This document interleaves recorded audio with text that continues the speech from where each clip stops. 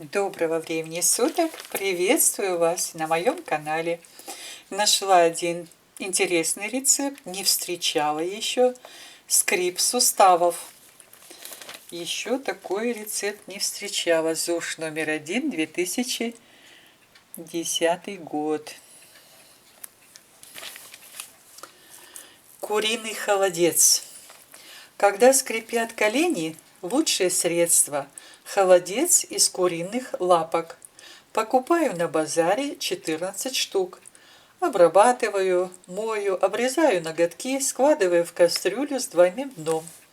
Заливаю 1,5 литра воды и, как закипит, варю 2 часа. Потом крошу все вместе с костями, разливаю в баночки. В ванночке кладу толченый чеснок, черный молотый перец. Пока крошите, положите в бульон лавровый лист.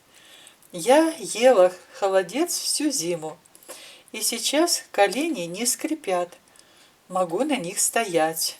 Рожкова Клавдия Сергеевна. Пензенская область, поселок городского типа Беково. Ну вот, у кого скрипят суставы, нужно кушать холодец. Ну что ж, желаю вам успеха. Попробуйте, это же просто.